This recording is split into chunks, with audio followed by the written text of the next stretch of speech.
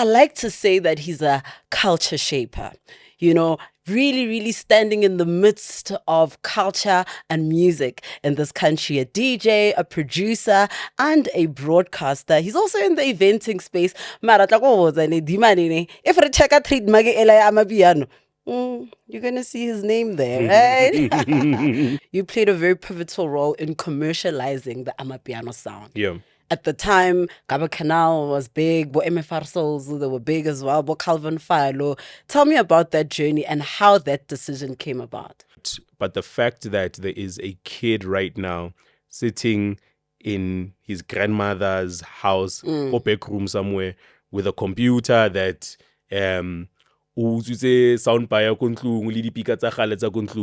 is busy cooking up the next Amapiano hit and is going to become the next superstar, for me, that beats any success story. Sure, I totally agree, because for me, guys, na stress. So long you know what? This is a very unique South African sound. It comes from here, and that's cool. Yeah. Mara, is Amapiano being hijacked?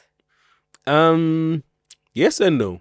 Okay, so you own the Amapiano trademark, the word. Yeah. What does this mean? I mean, what are people allowed to do with the word, and what are people not allowed to do? Because in most cases, people will say Yanos instead of Amapiano. But what does it mean for you as the trademark holder? So we're all about sharing the facts and teaching the tricks. Let's talk all things about music, the life of music. Let's engage about the rhythm. Let's talk about our passion for melodies, sound, and those beautiful classics.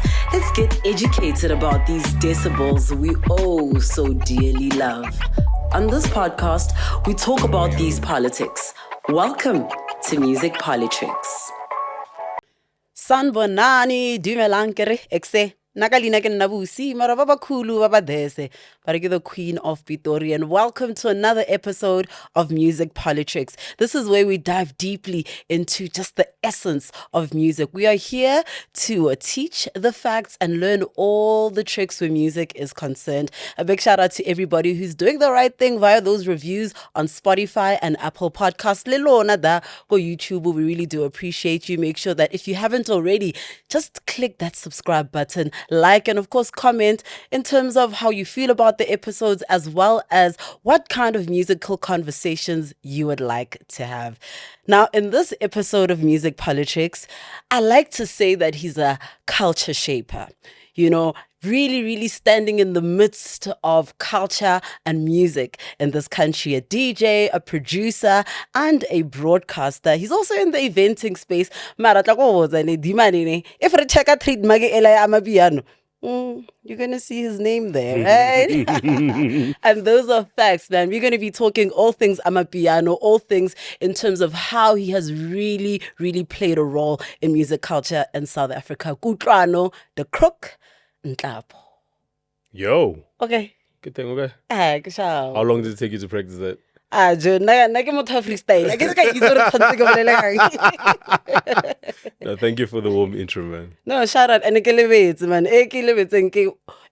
Forbes 40 under 40 finalists. What do you mean? Yeah, no, man. I think it's really heartwarming when you do unconventional work and people recognize you for it. So really something really dope that happened. That's really cool. Shout out. And I know you were also speaking about the fact that I think it was 10 years ago when you were chosen for the Mail and Guardian Young 200. So exactly 9 years ago, I was part of the Mail and Guardian 200. So I think my life works in like almost decades, So now I'm anxious. What's going to happen when like I'm in my mid-40s? Jeez, man. Oscar, I think you're on the right track. I hope so. Yeah. But look, let's start really from the beginning, really from the fact that I know your parents or your family has a construction company. I don't know if that's what you grew up in, but what was it like growing up? So, I grew up with my grandmother, man. My grandmother was a gangster. I was actually thinking about it driving here, My grandmother was gangster, man. Like from selling food to having a sport sakukasi, which is where I grew up into or in, you know, and knowing all the gangsters and at times, you know, when you're young and like you see like how abandisa, like old men, you know. My grandmother used to drive a Cressida. Cheers. You know, so every time we used to jump in that Cressida, I knew that like ish was going to hit the fan, you know. So I think those learnings, knowing strata, you know, following my heart, and I think the music bug first bit me there, you know. My mom's a teacher, my dad used to work at Telkom, and then my grandmother's brother is the one that was in business, you know, like that was in formal business. And growing up, I started being active in his business, you know. Yeah, he's also my construction one. Yes, the construction one. It actually also started as a promotional company of sorts, so marketing and promotions, because he came from SAB, and then he turned it into a construction company, and I worked for that. As like unconventionally, you know, during school holidays and things like that. And then in my later years, when I took a break from radio and stuff, contributed to the business, and I left the business early this year. Oh wow! Yeah, that's wow. Yeah, so left the business early this year to kind of fully focus on what my next frontier is going to look like. Okay, you attended your first YFM party when you were in about grade 11. Yeah, you. You know, I've always wanted to DJ, man. You know, I've always wanted to DJ. I've always like looked up to Bo Monde, Bo Sbu, you know, Bo Fresh, and like a plethora of other guys. Like if there was a YFM lineup or anything that's happening that's YFM related, I was the guy to ask, you know. I was that guy that was job shadowing during school holidays, you know. When like my friends were like just chilling, chasing girls and who were you job shadowing though? Job shadowed DJ Spoo, job shadowed AK, that's how I met More Flavor and a few other guys, you know.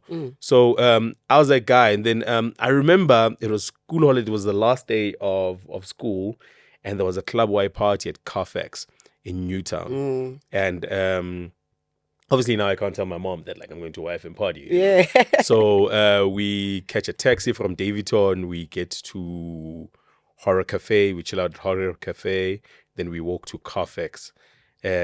We sat, I think we got to Joburg at around 3-4. Okay. 3-4 chilled. The party, the doors of the party opened at like 7 p.m. So we waited there, and then we were the first to make it to the party. Made sure that we had to party the whole night so that Drekhono already takes in the morning to go back home. But it really was an experience that I'll never switch for anything, man. I remember there's a song called Listen For It. Listen yes. For It. Yeah. I remember DJ Monde was playing at like 2 or 3 in the morning. And DJ Monde isn't like an upbeat kind of, you know, primetime DJ. DJ Monde is a very deep house DJ, you know. Absolutely. And I used to listen to his midnight mixes when we used to study and they were on Y and so on and so forth. So I'm thinking to myself, why is Monde playing so late? You know, like I didn't rate him like that. And then Monde plays that song, and like the party just changed. And like that was the first time I ever saw anybody play music I don't know that like changes the mood of a room, you know, because I think everyone just got them play like stuff that we were used to and stuff that was popular at the time, you know. But Monde just played for about 3-4 hours. I think he played until 7 in the morning. And there was a point where he took off his t-shirt, you know.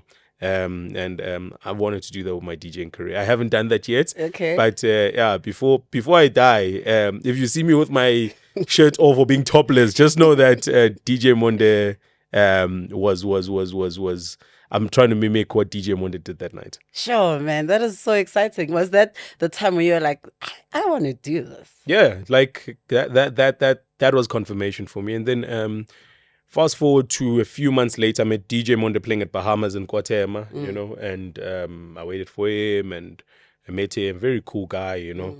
And told him I asked him to teach me how to DJ. He said he doesn't have time. He's got this, and he gave me a vinyl which I still have. So that is so cool. yeah, so What vinyl is it? It's a Michael Boone. I can't remember what the name of the song, but it's Michael Boone, and it still has the Monde thing. That is so cool. So yeah, I've still got that vinyl. And of course, that was around grade 11, and then matric. After matric, you really need to sort out your life and sort of decide what direction you're going. So, crazy story about matric. My parents were going through a divorce, so it was a very, very ugly time, because they fighting. I need to go to varsity and so on and so forth. And I can see that if I do try to go to varsity, I'm going to compromise my mom. Okay. I'm going to compromise my mom. And I just didn't want to pick sides, as to who's wrong, who's right, who's this, who's that, you know what I mean? So went to varsity for about almost 2 years, and then just before end of second year, I could see that like the financial strain on my mom and so on and so forth because of the divorce and how the splitting of assets, and you know what I mean? And these things take time, you know? It was really straining her. And then I had to sit down with her and I told her that, dude, like whatever money that you've got, take it and make sure that you save it for my little brother who's 4 years younger than me, so that he can go to thingy. I'll figure this life thing out, Was quite an emotional time, and my mother cried. Like that was the first time I saw my mom cry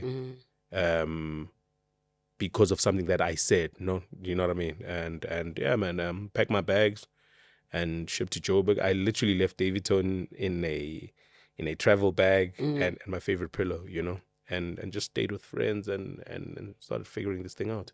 And then YFM happens eventually. YFM happens after, so I used to listen to YFM religiously, listen to DJ Spoo's show. He had a guy called Musa Kalenga. He's a marketer. Listen to Musa's story, love Musa's story. Then I email him, tell him that I want to do an internship at his youth marketing agency called Monate Fellas. And he responds like, cool, come through. Went in as a junior researcher, used to pay me 1.5 and all that used to go to transport. But yeah, man, it was super eye-opening, man. It was super eye-opening. Worked with Musa for quite some time, worked my way up. I mean, worked on the rebranding of knickknacks, rebranded Contempo condoms as junior creative director, rebranded A-Link. Wow. Yeah, man, quite some big campaigns, and then but I still had to be true to myself, I sat Musa down I think 3 years in and told him that my heart is still in this radio thing, and during working at Monate Fellas I was doing UJFM, so I'd started doing radio on campus, I'd left UJ, but I didn't leave the radio station. Yeah, so started doing sports, did traffic, was a co-host, and my first show I ever got was a sex show every Thursday. The show was called The Dip. And yeah, man, it was quite a raunchy time in campus. But that's really cool because it also just shows your versatility as a broadcaster, which is very important. It's very important. And I think the beauty about that show is that, like, as somebody that was not a somebody on campus, because because of how I left my house, or how I left home, that show really brought like a different dynamic, and that's when I realized that like the power of how to articulate yourself and how to speak things into existence, changes your perception. I mean, the show was, okay, let me create a context. Okay, let me contextualize this thing. The show was every Thursday night. Okay. Friday during the day, we were like the guys to go to on campus because the girls thought like, these are these guys that know everything about sex. Hey. These are the guys that like, you know what I mean? Yeah. Like, you know what Kama Sutra is. They've probably got sex toys next to their textbooks, you know what I mean? And it was just through research, and that's what I really realized about life and just about just wherever you take your journey, is that just be able to articulate yourself, speak well, research about certain things, and whether you're educated or not, at least your voice and what you speak into the world is something that you'll get back. How did you get into why though? During that, the Dip, Mo Flava used to listen to the Dip on UJFM, because Mo Flava's now wife used to go to UJ. Okay. Mbali used to go to UJ. So he'd listen to the show, he liked it, you know what I mean, and so on and so forth. But while I was trying to hustle Mo Flava, I was hustling Mo Flava for lineups, you know. Okay. At his big gig in Kwatema, Bahamas, when they still had that New Year's Eve gig and a Limpoma Boy, Lebo Popstar, you know. So I used to hustle him, and he would like, no, come through, come play opening slots, and then what happened was, when he got Breakfast, he did Breakfast for a year, and then in his second year of Breakfast, his then producer Tseko was leaving, I think, for SAFM or something like that. Okay. And then he needed a producer, and he told me that, hey man, there's this opportunity, there's this opening. Are you keen? I was like, yeah, I'm definitely keen, and he basically asked me to put together a proposal for where the show would go, what the tone of the show is going to be, the pace of the show is going to be. And I sat, I think, for about 2 weeks, and I worked on 3 proposals, you know. Wow. And when he sent them that, I think that's really when they were really impressed, because I think everyone else just gave them one proposal. They were like, oh, there's something special about this guy. And then by the time I went to the interview, it really was like a, hey, you're hired. Yeah. Yeah, I knew that I was hired. So yeah, man, we did that. Probably the best radio years of my life. I was winning producer of the year, like I think I won it 5 times in a row, you know. Wow. Highest money spinning show on the station. And then eventually so I meet Dumelo, who was a programs manager, and I tell him that, man, we need a music dance show, man. We need a music dance show. But Dumelo listens to, Dumelo takes bits and pieces and he leaves you. He takes bits and pieces and he leaves you. And then I think the guy that was doing the dance show then, Mullo, had just got another show. And Dumelo was like, okay, stand in while we find somebody. And I stood in until I left Y. I stood in until left Y, man. But yeah, man. And then that's when we started the Players Club, started the Amapiano Hour. And yeah. You've had a very interesting time at YFM, and the reason why I say this is, I mean, you're telling a story right now about Mo Flava and how you started as a producer. And when I personally entered the YFM building for the very first time, I was in a panel. Dumelo, who later on became a programs manager for a radio station I used to work for, and Ankle Tap is there, and you're there. Was I there? You were there. You were there, you know, and oh yes, yes. Y Academy. Yeah. So crazy story is that, like, while at Y, I did everything, guys. Yeah. Like, I was producing. There was a time where like the running joke at YFM is that, like, I live at YFM because I'd get into Y at around 4 a.m, produce the breakfast show. When everyone leaves, I was sharing actually, funny enough, 2 days ago, I was sharing a little business card with a friend of mine, you know, because I was also, like, working in the music department. When marketing, we're having, like, brainstorming sessions, I was there. And then Y Academy also happened. Sure. Oh, snap. Yeah. You would make a really dope programs manager, hey?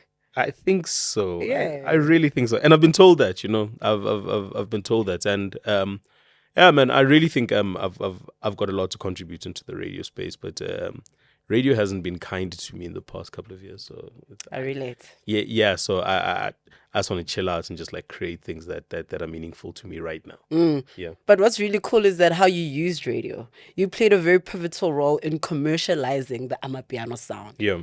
At the time, Gaba Cannal was big, Bo MFR Souls, they were big as well, Bo Calvin Fallo. Tell me about that journey and how that decision came about. So I think I'd love to say it's my genius, you know, but excuse me. I'd love to say it's my genius, but I just think like if you listened to the old school YFM, you know, every show had a texture, every show had a fabric, every show meant something to a subculture, you know, and that's always been my approach of radio, you know, be it in South Africa, be it abroad. It's I just want the next show not to sound like the show before, cool, you know, and that's why like I introduced like the Amapiano Hour. That's why I did things like Sunday Social on Sundays and so on and so forth. So it was just me adhering to what radio was before it YFM, because I mean, let's go back to why. I mean, DJ Fresh did a breakfast show, you know. After that, it was like it was Rude Boy, Unati, and it was Rude Boy and Unati, you know, with the Kamikaze Heat, you know. That caters for like the Newtown dreadlock, almost like I'm not my hair conscious, you know what I mean? That like that poetry thing going for them. And then 12 to 3 was Bad Boy Tilly and Sansa, you know. It was a full blown like hip hop show during the day. Afternoons were DJ Spoo with the Lab Wylands, you know.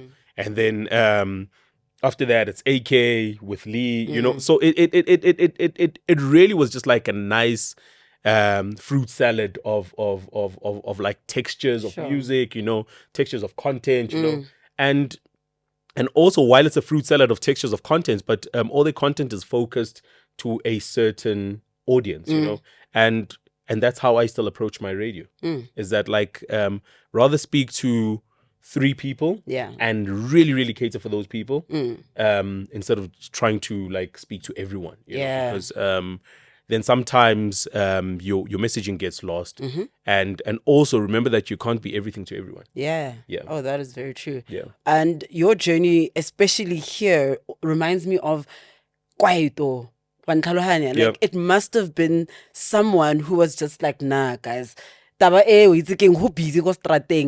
need to hear this on the radio, and that's the power of radio, you know. But I'm sure there was a time during that time where you're like, no, man, you can feel it happening, you can see it happening, because not everybody was bold enough to do what you did. So Amapiano Hour. So when we were the quote unquote like cool guys, headliners, you know, DJing throughout Joburg, we were the guys that would play like late at gigs, you know, and luckily I was never like the guy that wanted to have like 6 gigs per night, you know. Okay. I would take like 2 or 3 gigs at most, you know. But generally I'll just take one booking, go chill out at the place, go see where culture's moving, who plays what, how, and I really think like old school DJs used to treat it like that. So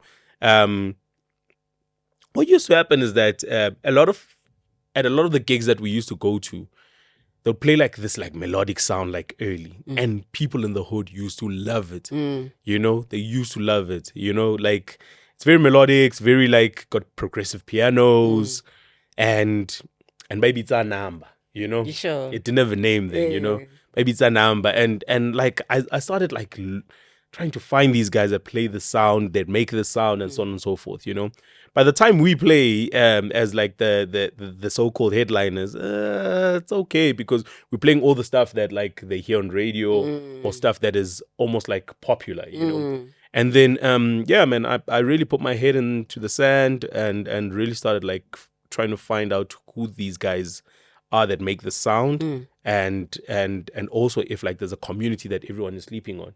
And I did realize that there's a community, and then pitched an Amapiano Hour, and I actually almost got fired for Amapiano Hour because my then programs manager, the guy that took over after Tumelo, took over, and like Gom was like Gom, you know, like Gom was part of the Beyonce playlist and so on and so forth, and I said to him, dude, like Gom is dope, man, and like nothing against Gom, you know, but this Amapiano thing like reminds me of like a very, very, very special place in like South African music history, you know, where where the TKZs were coming out, where the Alaskas, where the Trompies, where Mashamplan, you know what I mean, and I really felt that Gom was very regional and DreamStream, a place to create yourself. Record video, music, and podcasts in our full-service studio.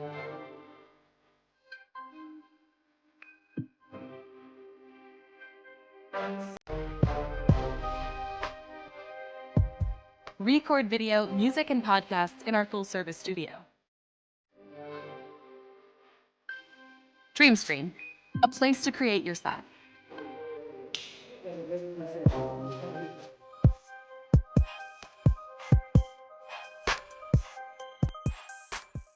and how Amapiano sounded sonically could be something that like would have like a national reach, you know. And because I made so much sense, he did not like it, you know. And he was like, yeah, do this thing. If it doesn't work and the numbers drop, just know Guti, your head is on the block. And yeah, man, I took that leap of faith and look at us today. What were you feeling at the time in terms of commercial sound on radio? Because, as I said, nobody was bold enough to do it. But what impact did you see? What kind of influence did you actually really see and experience? So the crazy thing is, what I did during that Amapiano hour era of it blowing up and like it starting to have lyrics, you know what I mean, and so on and so forth. Two things that I did was make sure that the guys come into studio and mix. So what I used to do was at times like give them like taxi or drop them off after the show, you know, just so that like they're in studio mixing, you know, because Amapiano is multi-layered. Firstly, the first part of Amapiano is that the guys that are hood famous, that like are representing their hoods. Sure. So the first part of it was tapping into their hoods, you know, and saying that I recognize the dopest guy in your hood, you know, and now every hood is listening now to say, oh, okay, Lenzo Mbule has a sprayed, you know what I mean? There's a guy from Soweto that like is better than this guy, or that is pound for pound with this guy, and cool. and then we put him on next week, you know. No, there's a guy from Foslo, you know, that is doing this, and then you put him on. There's a guy from Pitori, you know, puts no deep on. There's a guy from Guy, you put that, you know what I mean? And now, you now start becoming a melting pot for all these cool hood guys that like are making this music, that are pushing this music, you know. And now all the hoods are listening, you know. Sure. You know, and they start recommending to you. And secondly, what I did was there was an opening. Luckily, during that time, there was an opening in the music department. And what I wanted to do was to try sneak in this music to be playlisted outside of my show, you know. Okay. So joined the music department. I was part of the music committee then, but joined the music department as a full-time employee and playlisted a few of the songs. The first Amapiano song to be playlisted on commercial radio is Zing Master and Pencil Show. Oh. I can say that with my heart because I did it. So when Chomi took up, we put on Nike sportswear. Yeah. We put that on, and then Kabza came on with Umshove, and then we playlisted that. And huge. And yeah, man, it started blowing up because now what started happening was everyone that used to listen to Amapiano Hour on a Saturday night would start hearing some of their popular songs break into like day-to-day like programming, you know. And yeah, man, that's how like the snowball effect like started playing onto my show. And when the numbers did come out, it was the funniest time because YFM as a station had dropped like drastically. But a Saturday night show somewhere in the corner of the programming had doubled, I think had doubled its numbers. Crazy. And that was my show. Wow, that is incredible. Yeah. And I love how Nelly Dikas is different who are all coming together to be like, no, Ramaphala, Ole. Yeah. Does it matter where Amapiano comes from? I don't think it does, man. I don't think it does. It doesn't matter where Kwaito comes from. It doesn't matter where house music comes from for me. You know what I mean? I just think that just as long as it never loses its pulse of like what the hood is, you know, and also it becomes a catalyst for like marginalized youth, you know, to start seeing this as a way out, you know. I mean, I can say this on record that Amapiano's created more jobs than the government, you know. Absolutely. Yeah. So I think for me, it really did not matter. I mean, we can argue until our faces go blue, but the fact that there is a kid right now sitting in his grandmother's house or back room somewhere with a computer that is busy cooking up the next Amapiano hit and is going to become the next superstar. For me, that beats any success story. Sure, I totally agree, because for me, guys, na ke na stress. So long as you know what, this is a very unique South African sound. It comes from here, and that's cool. Yeah. Mara, is Amapiano being hijacked? Yes and no. Yes and no. I feel that the higher ups, and this is my opinion, the higher ups of Amapiano, guys that's like are staples, guys that are the A-listers of Amapiano, should really be positioning themselves in different territories of the world, you know. Cool. So that they're able to further push the sound in those territories. Stay there. I mean, Major League is doing an amazing job by trying to infuse like different genres. You know what I mean? I saw them with a British rapper the other day. You know, and so on and so forth. But I think it's going to take more than Major League to do that. You know? It really needs like a lot more Kabzas, a lot more Calvin Momos to like go to like different parts of the world and see what like a collaboration from a piano perspective would look like. I think, you know, I could be wrong. And I think from a South African perspective, it's very live and kicking, you know. But I think because of how the world depicts or looks at Africa as a melting pot of creativity, is that it becomes difficult for somebody that has never been to Africa, that's never traveled the continent, you know, to say that Amapiano is authentically South African or it comes from Nigeria, you know. And also what you need to realize about the Nigerians is that they've got a head start because they've done this Afrobeats thing, which is popular, you know. Yeah. It's won Grammys. I mean, the Afrobeats artists like are filling up like big arenas, you know. I mean, Burna Boy was doing Wembley the other time, and so it's easy for global media and global audiences to link it to them than to us, you know, because there is no representation from our people that are top tier artists in those territories. And they've got the benefit of numbers. Yeah, they've got the benefit of numbers. I mean, look at Burna Boy. Burna Boy came to South Africa, did a few songs with AK and Deleuze, you know, and then left. You know? And that played a very big role in his career. Yes, and he left, you know, and now he's touring Poland, he's doing this, he's doing that, he's doing this, he's doing that. And I really, really feel that some of our Amapiano like top tier artists should really also be doing that.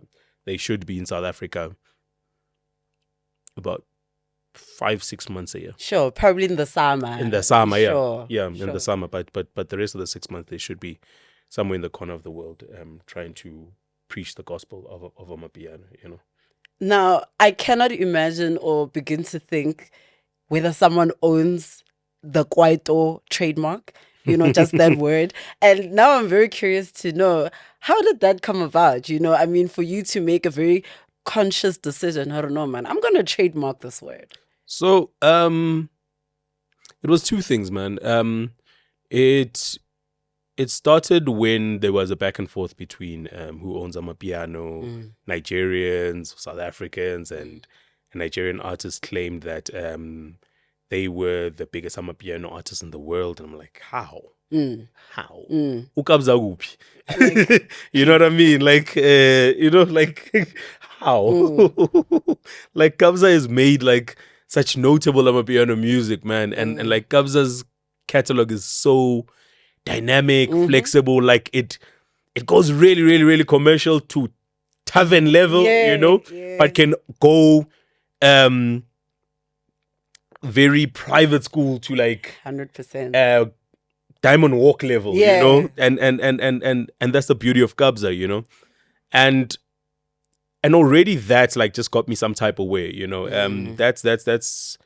that was my first point of me saying that actually I shouldn't be trying to be an Amapiano artist, I shouldn't be trying to be an Amapiano producer. I shouldn't be trying to be an Amapiano DJ. I should be a mouthpiece for this, because the guys weren't doing like a lot of interviews back then. Yeah. And they did like a lot of interviews with me because I think they trusted that like they were safe with me.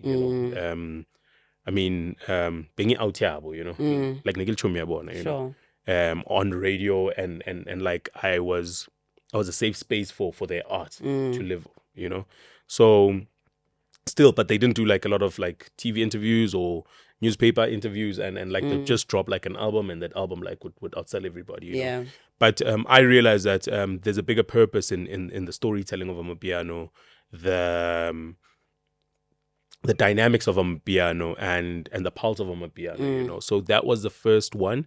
And then the second one was I remember MFR Souls were about to drop an album called Music is King, and right about that time, the Music is King IP belonged to Black Coffee, Yes, and there was that like back and forth on Twitter, and essentially Black Coffee's people were like saying, no, you guys can't do this. Like Music is King is my IP, and like he had every right to do that because he had invested in it from a money perspective. He had done, I think, 3 shows already at the Dome and so on and so forth. And you can't just take someone's IP and just run with it, you know what I mean? Because then it gets lost, you know, as to what is Music is King and who owns Music is King and so on and so forth. Yeah.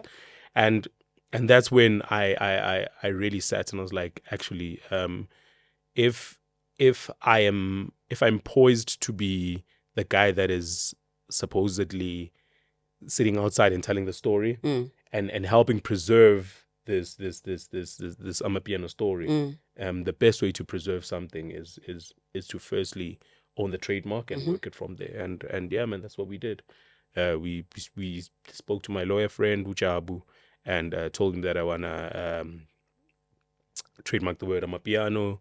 Jabu did what he had to do, and he told me that I think it's 950 Rand. Gave him the money, and yeah, we still own the trademark.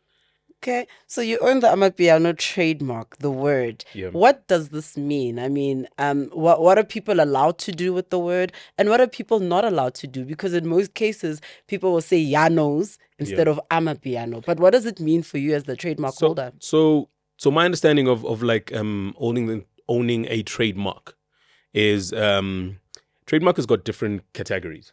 So if we trademark VAT, if we trademark VAT, we need to put it into a category.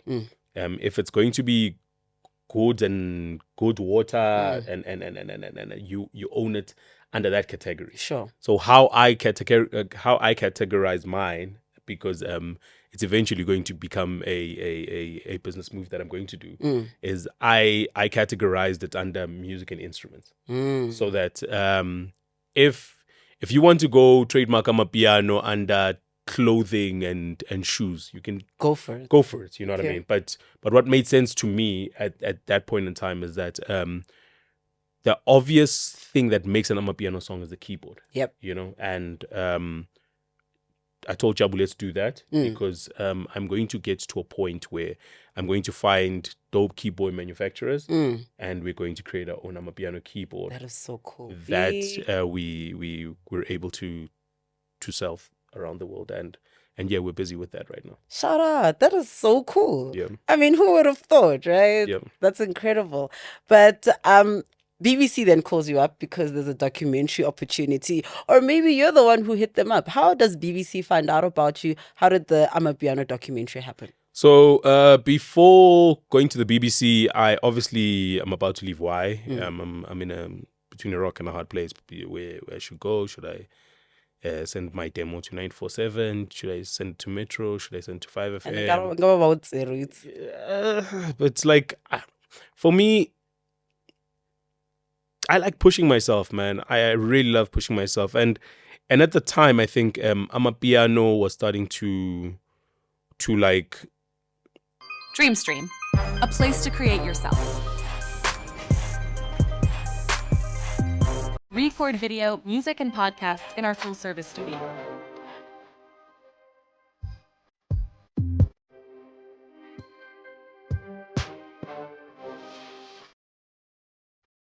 Record video, music, and podcasts in our full-service studio.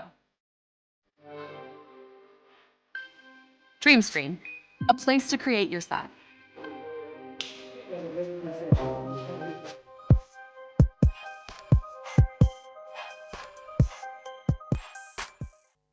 I had this crazy idea, man. I mean, idea of like exporting Amapiano. You know, I was like, if like guys like TKZ and funny enough, I'd started like chatting to Kabelo Mabelane, you know, and like he was telling me about like when like TKZ was at its height, you know, that he used to go to like the UK and like fill out shows and I was like, but this is the same thing. This thing can happen, you know. Yeah. So I got in touch with a station called Drums Radio, an online radio station. Firstly, did an insert for them, and we grew in terms of relationship, and started doing like Amapiano mixes and so on and so forth.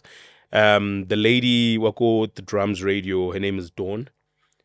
She was also consulting for a radio station called The Beat London 103.6 FM, which is a London-based radio station. Okay. So she was like, "Hey, dude, what's your plan after Y?" You know, because I put out the statement and I was like, "I'm leaving with no plan." She's like, "What's your plan?" I'm like, "I don't know, but I know that I don't want to do South African radio." She's like, "Come through, man. We'll pitch a 100% Amapiano show. That's cool. I think you're really passionate about this thing. I really think that it could be something. And also, there's a huge diaspora here, you know, where Gom lives, you know, Yeah. and so on and so forth. And I think there could be an interest in this thing, and pitched that, and they loved it. So I had 2 shows. I had one show on Drums Radio, and then they used to sync it on the Beat London 103.6 FM, you know. So first radio guy with 100% Amapiano show in London. Yeah. So clip that. So yeah, so did that. The show was called Ama International, and yeah, man, it was really dope, man. It was really dope. I got a couple of like local guys involved, you know. Shout out to a guy called Polo. Shout out to Seth Combo, you know, and I was honest about them not knowing who I am, you know. So took my own money, shot a little documentary just to introduce myself to the market, you know what I mean, put it on YouTube, and gave it to them too, the radio stations, to use it as promo, as to almost like introduce me to that market, you know. That little 15-minute documentary did so well to introduce me to the market, and yeah, man, we got there, did really cool things, and then that's when we started seeing like a lot more Amapiano artists start playing in the UK at Amafest. We used to help consult for like Amafest, you know, the first big Amapiano show in London. Yeah, the first like of its magnitude. I think Amafest used to like do 10,000, 15,000 people, you know. Before it was called Amafest, I think, I can't remember what it was called, but it was almost like a was almost like a Caribbean music kind of show, you know what I mean? And yes, like Gom would have like a little stage here and there and whatever. But like they really switched that thing up and like created like Amafest, and that's when like a lot of guys started going to the UK, you know. And not saying I did it, but because there was a staple home for the sound and for people to like feed off, so that it creates interest for the guys, you know. And while doing that, BBC catches on to that show, catches on to Amafest, and yeah, man, they hit me up and they're like, "Hey, man, we want to create a documentary for Amapiano." and really the documentary is not about teaching everyone in Africa what Amapiano is, you know? But it's teaching your prim proper ignorant UK guy what the sound that is going to take over the world is, you know. And hence why you'd seen the documentary, like we didn't dig deep as like finding Kabza while he was still in Alex and so on and so forth, but we really took like the guys that were kind of popular for that time, you know, and put them in the documentary, and it's done well. I think we hit about 18 million views globally, and we almost saw 1 million views on YouTube. That's huge. Yeah, it's huge. That's massive, man. I love it for you. I think you've really played such a pivotal role, and I think I'm right, man. You really are a culture shaper. The only thing is the realization of it really breaking boundaries in terms of borders. Yeah, man. I think, and thank you for that. You know, I think it's a very frustrating role to assume in a country like South Africa, you know, because I don't think we're at an American level, you know, where we acknowledge people that are storytellers, that play a part behind the scenes and so on and so forth. You know, I think our eyes are still locked into like the superstars, you know, the main guys, the artists, and but for Amapiano to move, man, it really needs like a community of young people, you know, whether they get along or not, you know, but with a common goal, you know, and I can tell you now that's what has moved Amapiano, you know, that's really what has moved Amapiano. I think if I was in the States, I'd be more moneyed. I'd be staying in Hollywood. I'd be in whatever, you know, but because I'm in South Africa and we really do not take care of these guys that really pull these strings like behind the scenes. It does at times like really become frustrating and so on and so forth. And yeah, man, if you do not have the heart for it, you know, if you do not have the heart for it, you're going to quit, you know, because I think stories, people, efforts really get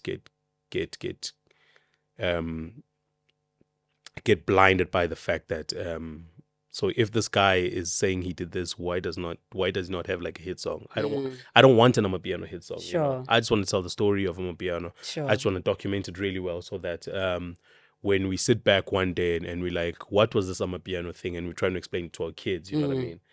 All my interviews, all my radio shows, all my documentaries, and all my trademarks, the merch that I'm going to be doing, and so on and so forth, is what you look to, and it'll tell a story outside of the music. Sure. Yeah. Sure. Okay, so we are nearly out of time, and I can't let you leave without you just sharing a little bit of, you know, some gems with people who love the sound, but people who create the sound, people who perhaps do not have access to maybe people like you, and they want to actually grow and become at a level where they can sell their music, because at the end of the day, it is a product. You know, what would you say to people like that? I come across as a bit controversial when I say this, but I'm going to say it anyway, man. I don't think Amapiano needs another artist. I don't think Amapiano needs another guy in a red jacket, you know. I don't think Amapiano needs another superstar that's in front of the camera. I think Amapiano needs more storytellers. It needs more managers. It needs more road managers.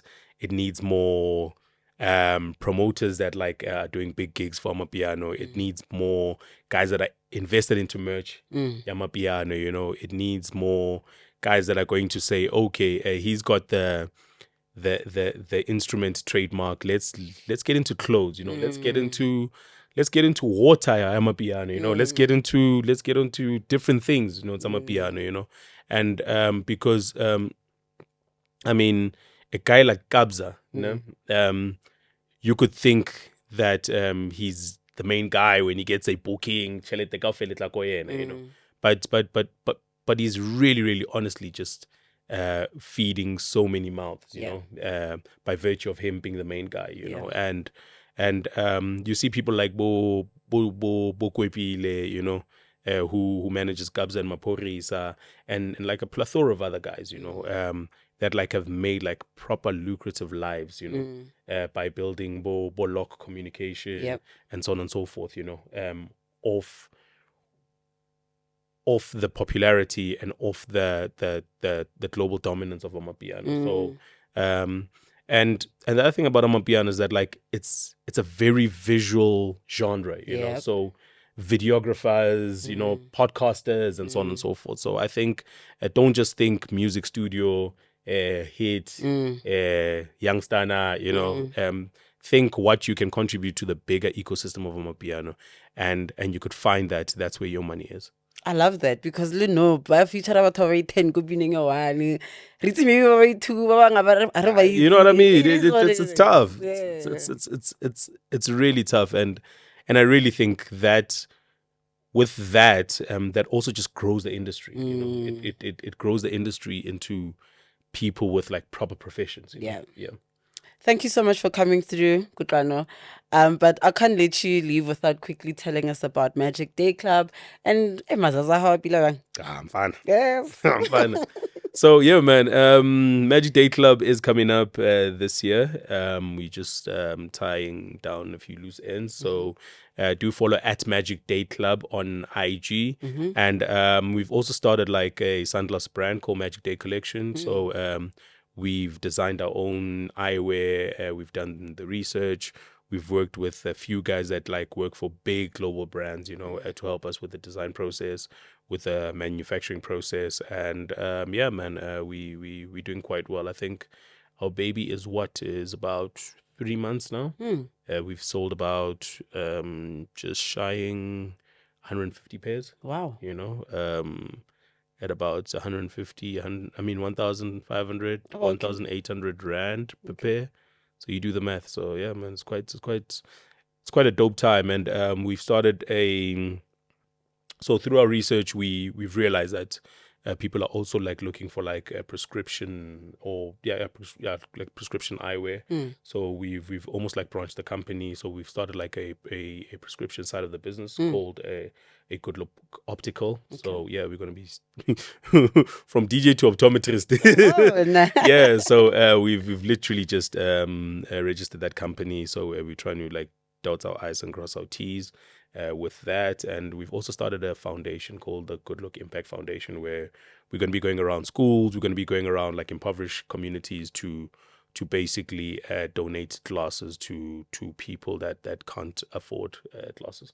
Incredible. Yeah. And also I understand that glasses is quite an expensive exercise. It is a very expensive exercise, and also we've realized that the wear and tear of glasses is so bad. I mean, I could literally put my shades down now and sit on them and they're gone. So we are going to be we're actually cooking something really I just can't put it out there. Okay. But yeah, we're going to get into the insuring of eyewear. Nice. Yeah. Hey, people are building global companies, corporations. We need to, man. We need to. Now, shout out. And when you say cooking, you remind me of the Indian guy who called you cooks.